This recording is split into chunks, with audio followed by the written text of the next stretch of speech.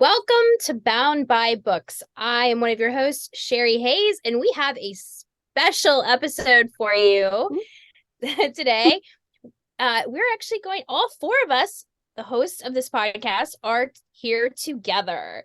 So I'd like to welcome Tina Moss, Danielle Bannister, and Marianne Maria. Why don't you guys all introduce yourselves? And we're going to talk about just give a brief of what we do. Tina, why don't we start? What do you tell about what you write? I'm Tina Moss. I'm primarily a sci-fi romance author. I also write paranormal romance that I have been dragged back into by a surprise project, which I can now announce, and I'll do that later in the podcast. But yeah, hello everybody, and welcome to 2023. Woohoo! All right, Danielle. I am Danielle Bannister. I also write under Danny Bannister. I write contemporary suspense and contemporary romance, both the soft and the sexy. I kind of cover all the bases there. If you like the lights on or off, I got you covered. She's our theatrical queen. Oh, yes, she is. Yes, she is. Slay, she's got that queen, theater slay. background. Yes. And Marianne, put it to you somewhere. I write paranormal romantic fiction, paranormal romance, a little bit of urban fantasy romance, paranormal women's fiction. I'm going to be getting into cozy mysteries. So yeah, I don't have a lane that I stay in too often. And what are your pen names, Marianne, besides Marianne? My pen names are obviously Marianne Maria. I write under Marianne Danbury. I also write under M.A. Maria. And then there is one yet to be determined that is going to be coming for historical fiction / a little bit of historical romantic fiction. So haven't decided yet. Thought I decided, and then had a fellow author shoot it down because the name was too proper. try and mimic it the way Danielle does it. It's too proper. So I was like, okay. What about you, Sherry? Introduce yourself. What do you write? I write adult contemporary romance and BDSM erotic romance. So I'm a little, I'm not quite the span. I kind of where Danielle gets a little sweeter than I do, and I get a little spicier than Danielle does. So between the two of us, you pretty much got whole gamut of spice covered in the contemporary realm. And then if you want paranormal or sci-fi, Tina and we do Marianne pretty much run all of the genres. Yeah. We're a one-stop shop. We do for all your romance needs. Yeah, we really, really do. Well, it is. We're recording this podcast a little early, but this is this episode is airing the first Monday in January. So it is a brand new year. Crazy. 2023. Yeah. Yes, it's so hard to believe. It really is. It's like I'm sitting here going, wrap your head around that, Sherry. It's new year. We're already in 2023. It just seems. I mean, my first book published in 2010, and I know a lot of us kind of started around that same time frame. Yeah. It is so hard to believe that my first book published, so long ago. Time is an illusion. How much things have changed since then, and how we have grown as writers, how the industry has changed. Just from last year to this year, there's been huge shifts in the market, and I would say probably our personal growth and what we've learned about each other. So that kind of felt like a something. Let's see. Lift up. What did Danielle learn in 2022? Could it be stay in your lane? Shut up. So just because I wrote in 8 genres prior to 2022 doesn't mean... sweetie, I'm running a close second to you. So and I had to have my wrist slapped in the I'm down to a 4-lane highway, so we're getting there. Yeah. But Danielle, this has to be like your glory time of year, the planner's time of year, the beginning, the kickoff. Like, how does it feel? I love this time of year. And in a future podcast, Sharon and I are going to talk all about planning your writing year. So be ready for that. I adore this time. I sit down and I just plot and plan for the next And I think that's next week. From the time this goes out, you're going to have the planning podcast next week coming. So that's awesome. So yeah, and it will be interesting to see how it compares and contrasts between my planning and her planning. Yes. Because Danielle is such a detailed planner, and I'm more kind of like, here's my plan. Right. But that can work for anybody, right? So you've got to just kind of figure out what type of a planner you are. Do you need to know everything, or do you need just vague directions? And I think we'll be able to help either way. Sometimes old habits die hard. Oh yes. You know. Oh yes. So let's start with I've got my notebooks back. Did you? I still have my planner, which is great. But I sat down yesterday because, as you know, and Tina, you may, if you want to announce the good news for me, you can announce it. Or do you want me to do it? You can. Go for it. Okay. I have a first in series of a story that is kind of a cross between high fantasy that also skirts contemporary, called Leap of Fae, that was signed to City Owl and is going to go out on the Yonder Webtoons platform for I think it's going to be the first installment of the last 2022 books that are being included. So it'll be in the first part of 2023. So really happy about that. Got a nice little surprise. So you gotta stay on track, is what you're saying. Oh yeah, well that's why I brought up the notebooks, because with the seasonal darkness coming at 4:00 in the afternoon, my office becomes like a gloomy cave, and I have the light that I have above my desk. It's like one of those, where were you on the night of, that type of a light. So I've been writing longhand, and I have to tell you, 4 chapters in one afternoon, just boom, boom, boom, boom. Wow. It's like of course I used an eraser down to the nub. Then do you dictate the notes back, or do you just no, because some of them are full-fledged scenes, and some of them are just like kind of notes to myself. Okay, need to do this, need to do this, need to do this. And then I kind of flesh it out when I sit down at the computer and I kind of transcribe everything. And then it gets even fuller. The scenes get even richer, because then I'm actually as I'm typing, I'm channeling where I am. Sure. But it's great because then as I'm writing this longhand, I skip a couple of pages and I'm like, okay, this will be good for this chapter and this will be good for that chapter. So it's almost like I'm writing asynchronously, which I've really never done before. So it's kind of been interesting, but it's been fun. It's been a lot of fun, and of course I had to look stuff up, and then that puts us in research mode, which is even better, so I'm super psyched. Since you announced, I'm going to say, Danielle, I think yours is actually coming out first. I think Marianne, I think yours and I are coming out the end of this month, the end of January. So go ahead and tell. Yay! Danielle, what's yours going on the Yonder app? Yeah, tell us about yours. Mine is romance. Shocker to no one.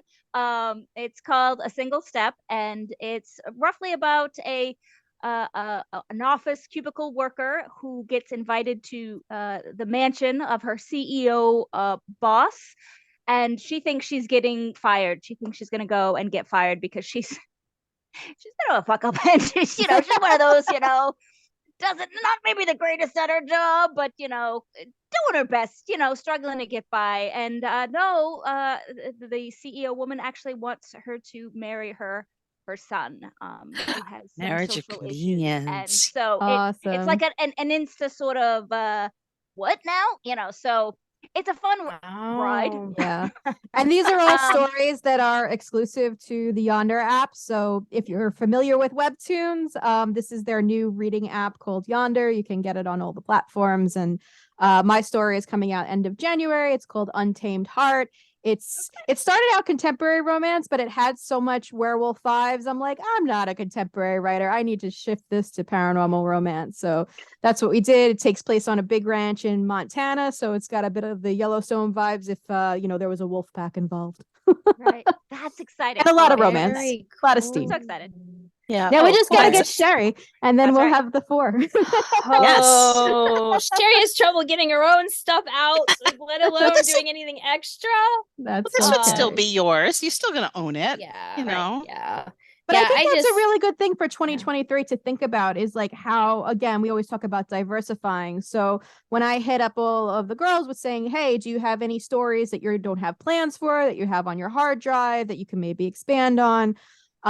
We talked about it and they did. So we're like, well, they're not in your current plan, but maybe we could shift them to go exclusive on this app and have a completely different opportunity. So my goal for 2023 for City Owl and for myself is like diversification and different revenue streams and thinking about how to take the being company open broader. to those possibilities that might come down the line. Because like for my story, it was in the works, but not until late 2023. So I had several drafts of it done, but it wasn't on my like front burner. It was a low burner when there was time to but then this opportunity comes and then you go, okay, well, we're taking this one off the front burner. And you know, so being flexible and being able to do that.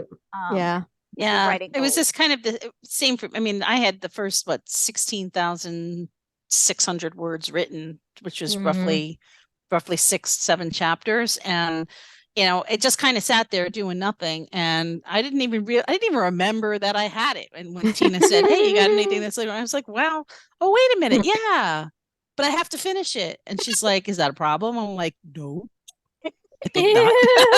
No. Well, and you kind of it worked out really well for you, Marianne, because you were kind of in a lull, writing wise, because you've had a lot of stuff going on in 2022. So bad year. So this was, I think, kind of the kick in the pants you needed to get your writing vibe back. Yeah, kick in the pants, maybe more around kick from the front. Aww. That's a good thing to think about though too. In the girl jewels to get me going again. Sometimes like life events like this happen in our lives, these personal events that we haven't planned for. Nobody plans for these big life moments to happen. And how does that alter the professional goals that you've set for yourself? Does it completely throw you off track and then you're just flailing for a while? Or can you pull it together and figure out a way to get back on track? I mean, until something like that happens to you, you don't know how you're going to respond. So no, you don't. I mean, I have an author friend of mine, an author acquaintance, a friend of mine who I reached out after my dad passed, because her dad passed shortly thereafter. And but she was on the verge of hitting New York, like the New York Times. Big Five back then. Trade. And they were courting her very, very aggressively. And we're talking like this is like 10, 12 years ago. And her mom passed. And when her mom passed, I mean, it was like the bottom dropped out of her world, even though she still had her dad. So those aspirations for New York kind of went by way of they kind of fell to the side because she just wasn't able to get that way, to follow that dream. She just doesn't have the wherewithal. And then for me, with everything that happened in 2022, culminating with my dad passing at the, in August, I did go into this kind of hibernation state, where I was just kind of regrouping, but having you guys, the three of you, and keeping up with our podcast, and keeping myself even with just a couple of toes in the writing pool, and then talking to you, it was easier for me not to just completely wall myself off and lose years. And I'm lucky that I only lost a couple of months, 3 or 4 months, and now I'm back. Now I'm back.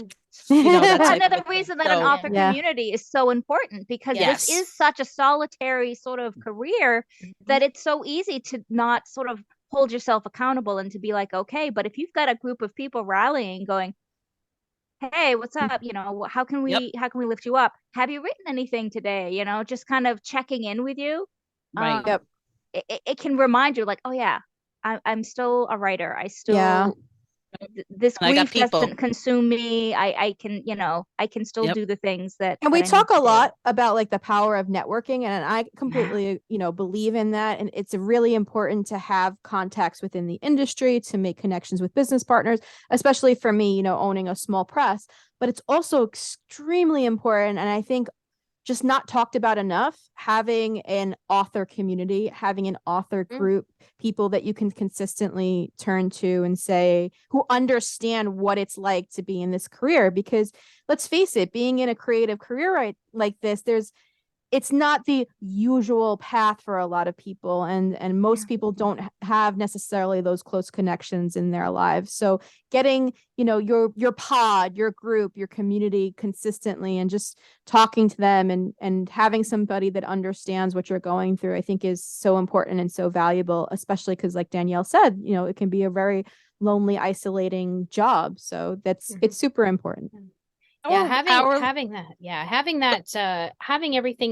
people that you can, like you said, talk to, that understand that it is creative, because it's not the same as having an office job. It's not the same as having a skilled trades job where you're physically, putting widgets together, or, just sitting there kind of doing data entry. It's not the same thing. It takes a lot of mental energy, and it takes a lot of focus, and creativity does have to come from somewhere. And if your well is dry, if that emotional well is just tapped out, pouring from an empty cup, it doesn't work. Yeah. And it's funny you said, Marianne, you always talk about the muse, and I just saw one of my writer friends on TikTok, Charlie Nottingham, was talking about this fae creature in Irish folklore who is a muse. I forget the Irish name, for the Gaelic name for it. Who actually like gives, the creatives all of the ideas and energy and whatnot, but in return sucks out the life force of the artist. And I was like, yeah, wow, that definitely resonates. The fae are definitely at least according to all the lore that I've read, they're beautiful and ethereal, kind of like, that they mesmerize, and but yet at the same time, there's, even as that, they call them the shining ones, that they're, especially the Seelie, but there's a dark side. It's almost like, like also with like with jinns, the jinns, however you pronounce, like genies, they give you your wishes, but the wishes are meant to teach lessons, and they're usually, if you ask for something, they twist it so you don't get what you want. You ask, oh, I would like to be 20 pounds lighter. Well, then you could be in an accident, lose both legs. Yeah, you're 20 pounds lighter, but that's not what you wanted, that type of a thing. So, but I bet that was so poignant though, like with the idea of like getting these things, and in return it sucks your energy, because like Sherry was just saying, from a mental health perspective, it takes a lot of mental energy to create, and so you really have to again fill your cup and make sure that you're being the proper self-care, and not in just a flippant way, but in like a real positive physical and mental experience, because it's draining. And creating is draining. Think in terms of like having your community, it doesn't have to be a very large community. Like, look at us, there's 4 of us, right? But I think it has to be the right people, because let's face it, creatives, especially when it comes to their work, and there's a modicum of ego that's involved in being a creative, whether you're a writer or you're a painter or a sculptor or a musician or whatever. There's a modicum of ego to be able to think that you have enough talent to be able to put it out there and have people love you and fawn over you and so forth. And let's face it, your stuff. And pay for your stuff, right? So it can be, having a community can be a double-edged sword. You can have people who want to get together and do nothing but talk craft, which is great. But if you're not at the same caliber as they are, and you ask a question that's a quote unquote newbie question, you'll get an answer, but then they may just throw links at you and basically say, look it up. That type of a thing. Or you have people who they kind of close ranks, and they don't share the love. They don't share the information. They don't give you the links to resources, or even tell you about resources. So you have to be really careful about who you're joining forces with to kind of help you fill that well. you know, because the ego does get in the way, and it can become, I mean, I'm speaking from experience for myself, where I have been with people who don't want to share, you know, information that they've gleaned over the years and so forth. And that has not been my experience with you three. And it has not been my experience with some of my other author friends. I know who I can go to, who will share files with me, who'll give me information if I need it and want. And I know who I go to and ask about something and have them go, oh yeah, well, she's not taking on any more work, without even giving me the opportunity and the contact information to call somebody. And I'm speaking about, like, I wanted somebody who was going to do translations for another, into another language, or editors and so forth. If somebody's got a really good editor, they don't want to share the love. They don't want to get, it's almost like, what you think I'm going to take away from you if I make an inquiry? I mean, come on. So that's what I'm saying. Just make sure that you approach, but be careful about who you're looking to help you fill that creative well, because you could have somebody who maybe doesn't do it intentionally, but there is an element of sabotage. They're a little selfish with the information, and and it's interesting because on the whole, the author community is usually pretty open and generous, has been my experience. But there is, there's the two different, like you said, there's the two different things. There are the handful of people who are very selfish and don't want to give out the information.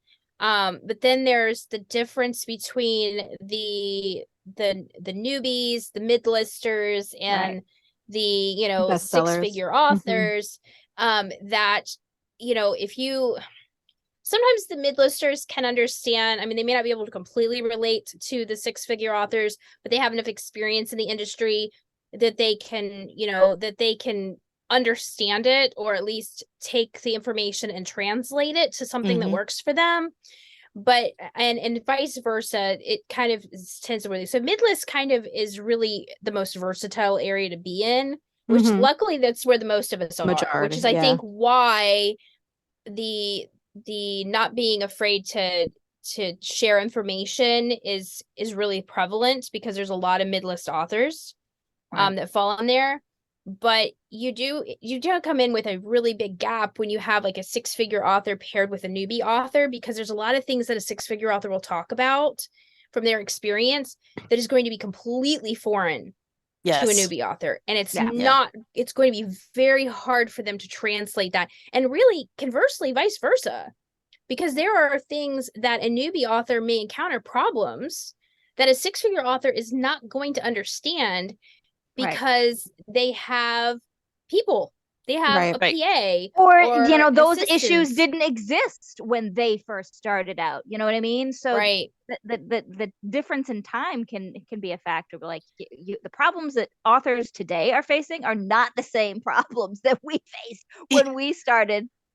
Right. Well, if you have the readership, it's different. If you've already built the readership, it's not the same as starting from scratch and having to build a brand new readership. It's just not. I mean, the way it was when I published my first book in 2010, even publishing, but if I was starting out now versus 2010, it's totally different. Totally different.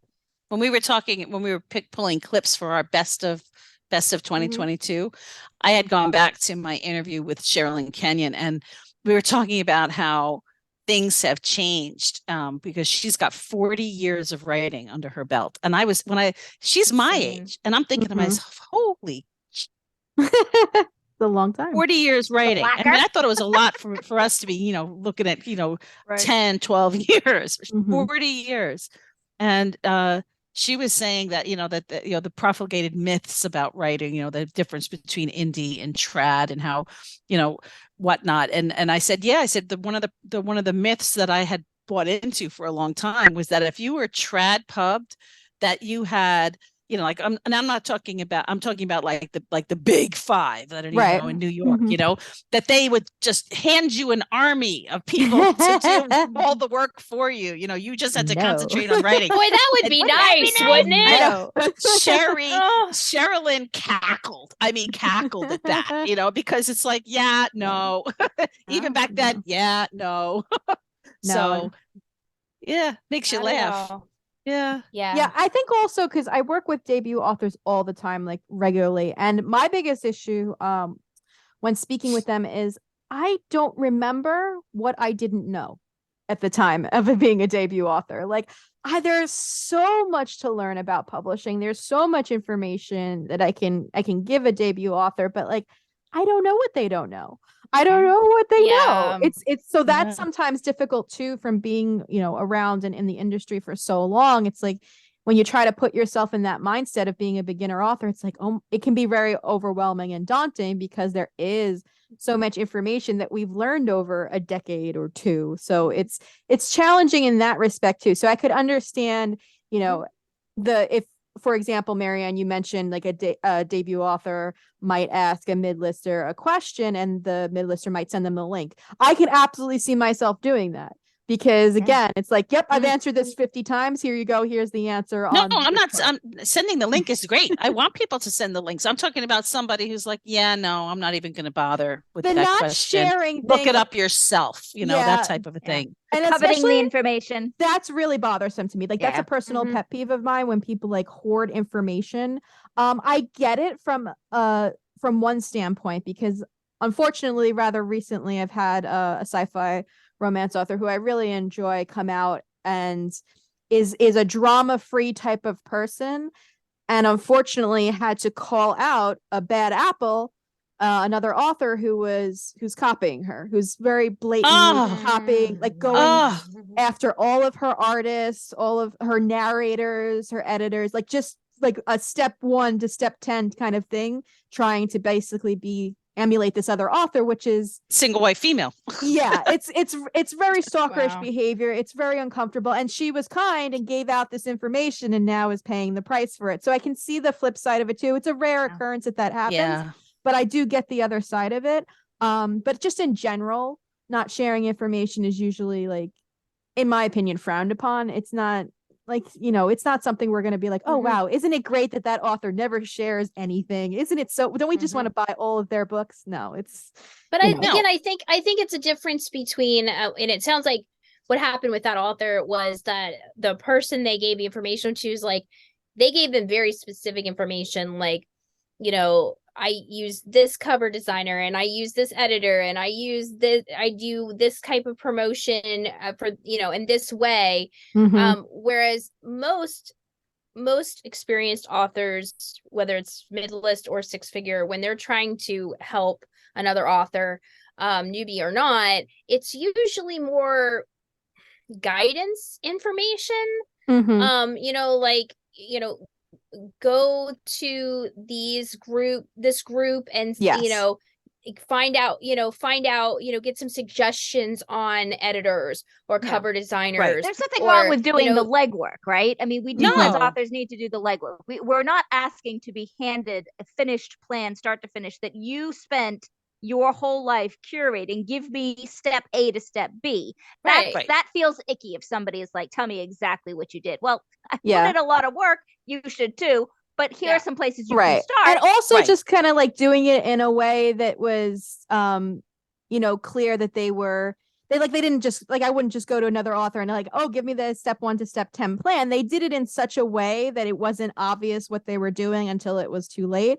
But also things like, not giving credit to your cover designer in your copyright page, or your editor or whatever. I've known people to do. And like, that's a problem. Like trying to keep that cover designer because you want to make sure that they don't book up so that you always get your slot. Like you're then denying somebody else business. And that's, you should be like lifting up, like, thank you for your service. Here, I want to advertise for you, Exactly. You scratch my back, let me scratch your back. I mean, so 2023 should be about uplifting others, adaptability.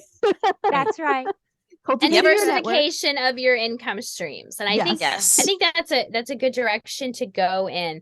Obviously, you guys are utilizing Yonder to diversify your income stream. I'm kind of planning on taking a little bit of a different approach. I'm going to be focusing more on direct sales. Nice.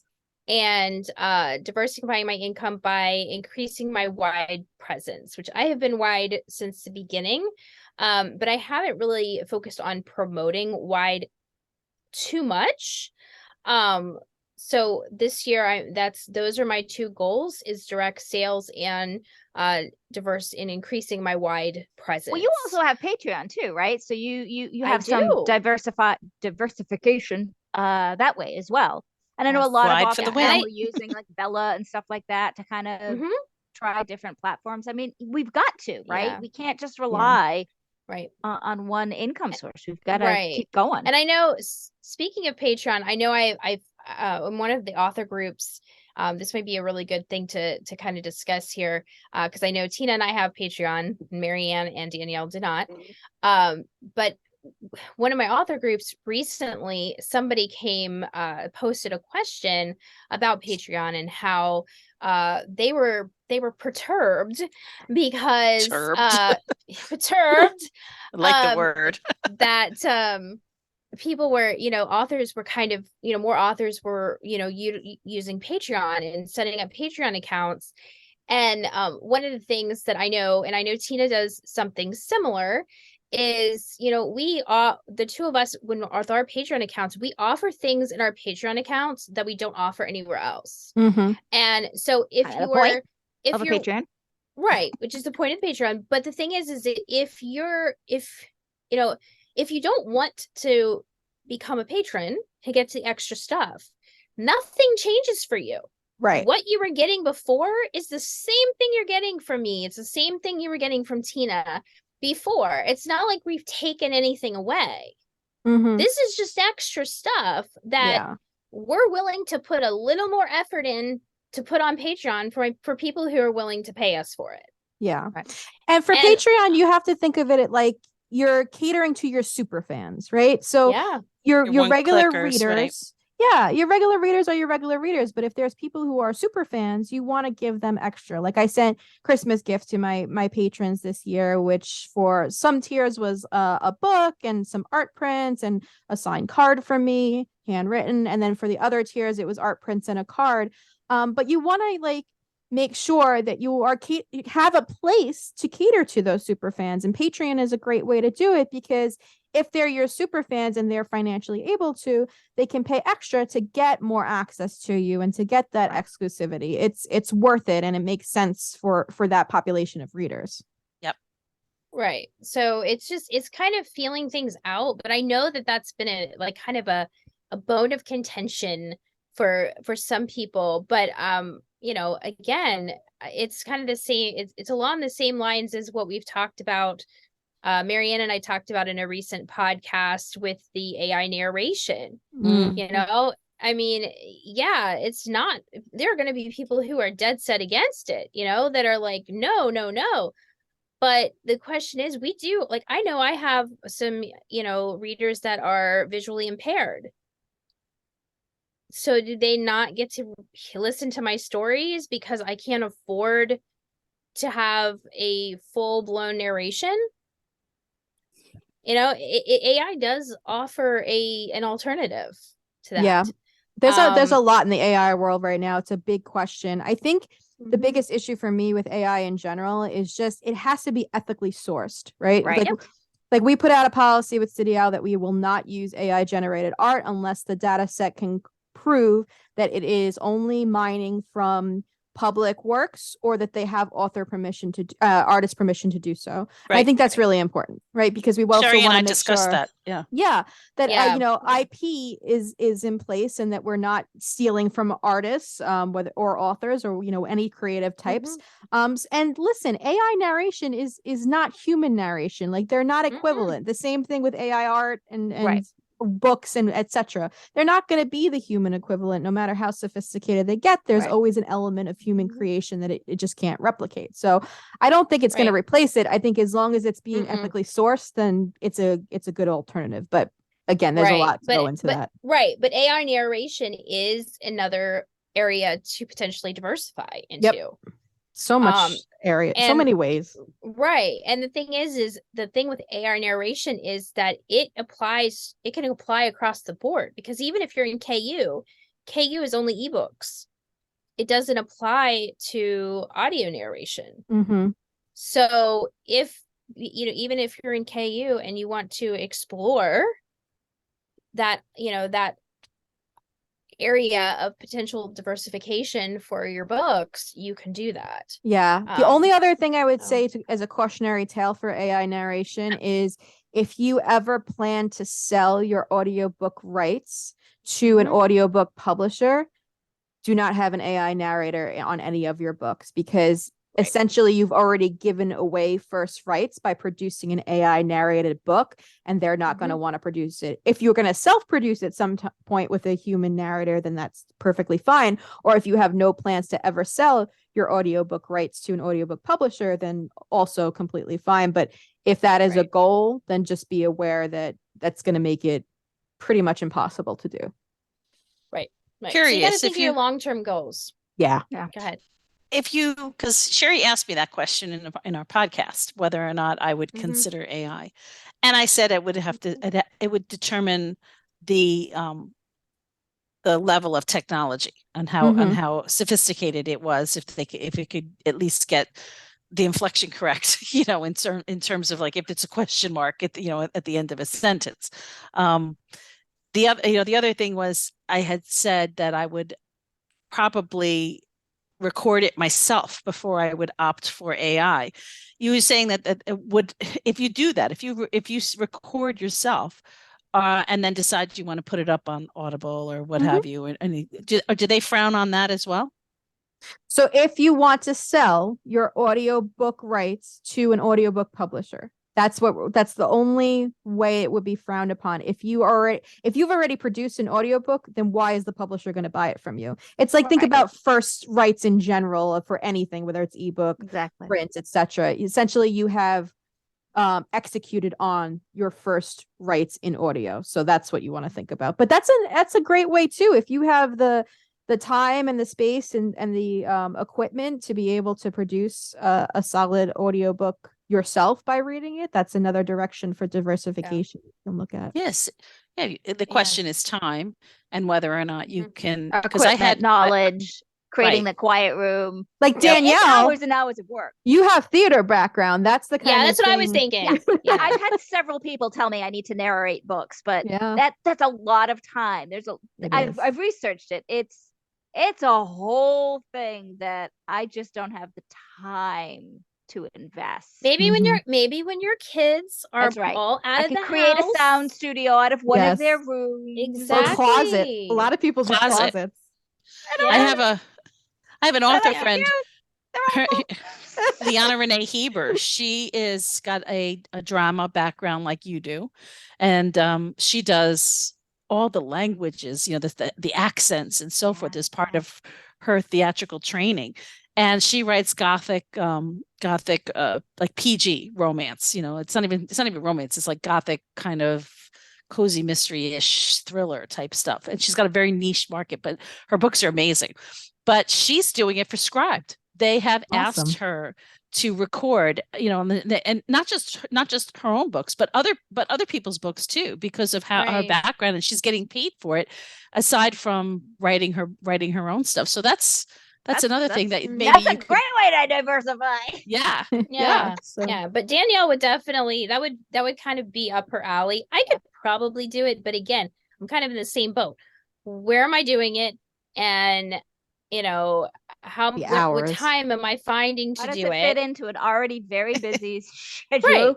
And the thing is, I'd rather spend that time writing a new book.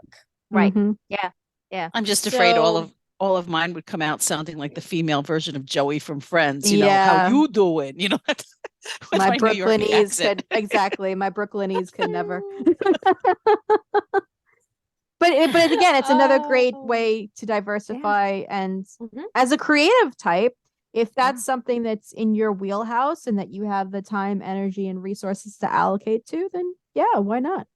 I'm curious, ladies, what are your, to maybe sort of wrap up our podcast discussion, what are your personal sort of goals for the 2023? Like, what are some things that you want to make sure you try to do this year that maybe you didn't get to last year? I actually accomplished what I wanted to in 2022. I wanted to publish 2 books. Nice. And I did. I published 2 books in my Nice. which is a big leap for you because yes. yeah. So I'm super impressed that you were able to do that. Huge. It was the last one, the second one was a huge push, but I did it. I had to push off the release date by a month, but it came together in the end, so we got it done. But in 2023, my goal is to do 3 novellas and a novel. Nice. So I'm hoping it's going to be a big ask because it's essentially going to be 2.5 books worth of words.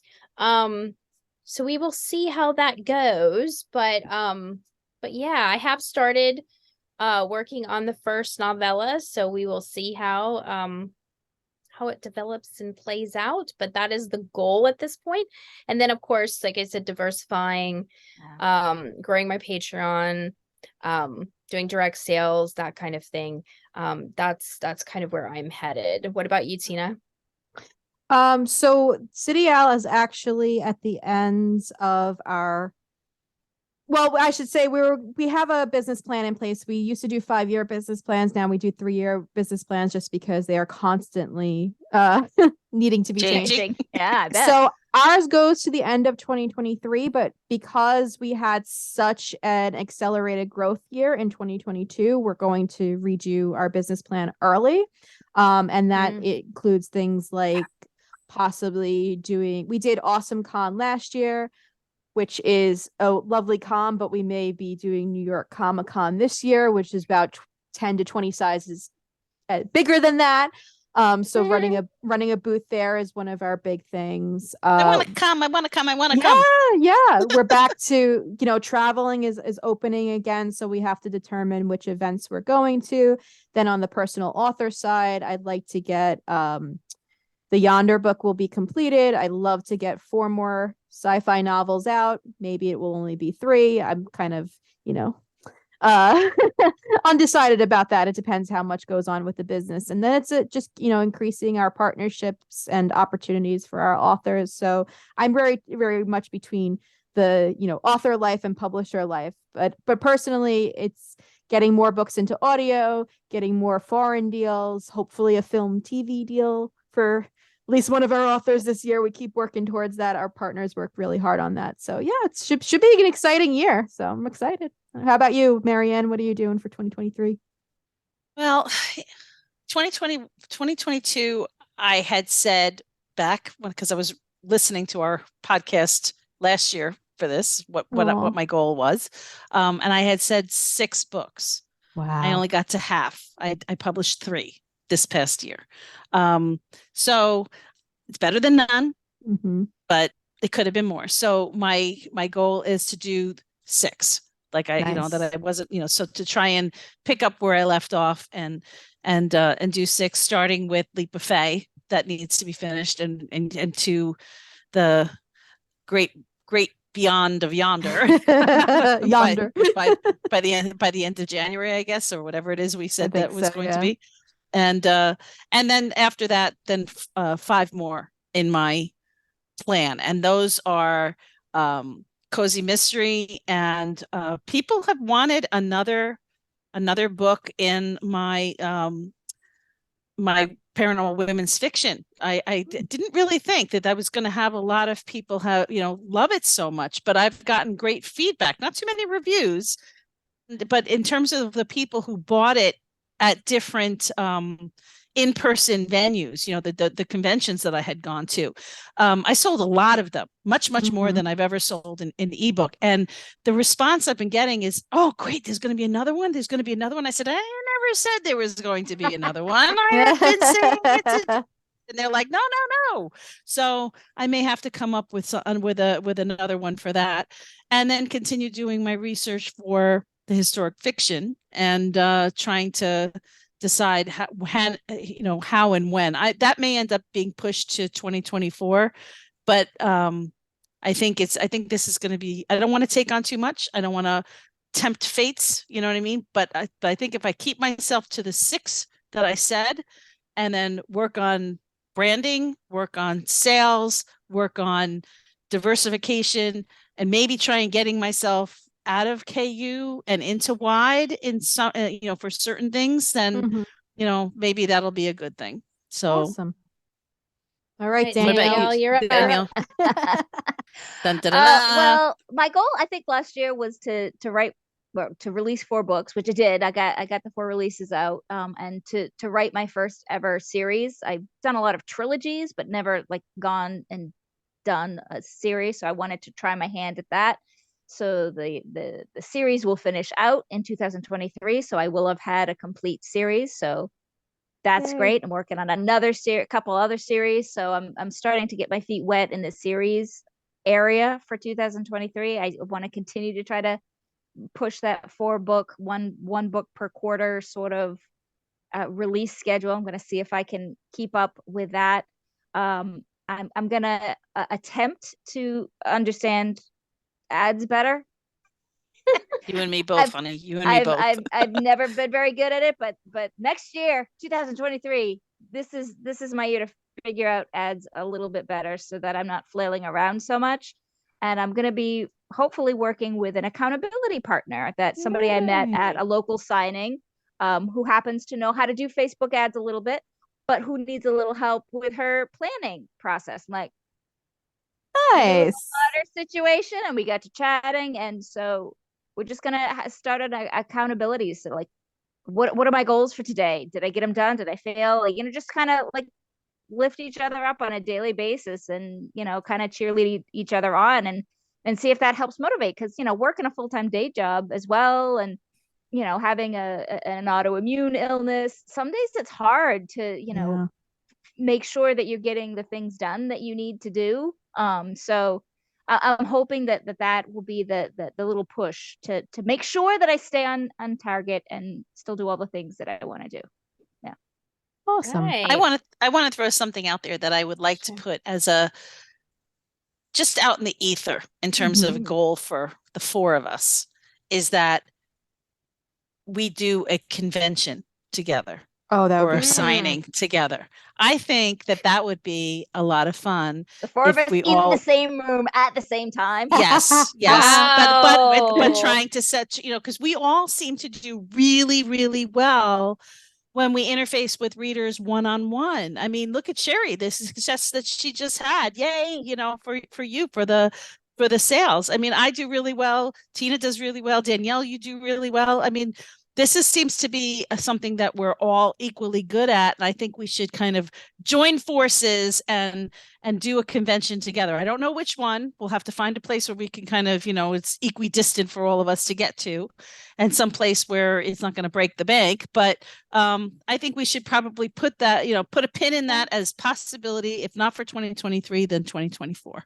Yeah, either that or I can just, when I'm out on the East Coast, because I have family out there, remember? And say hello. And then, Danielle could take the train down, and Marianne can either take the train or drive down and, meet somewhere in maybe in the Philadelphia or Allentown or Jersey or Staten Island or somewhere in that general vicinity. So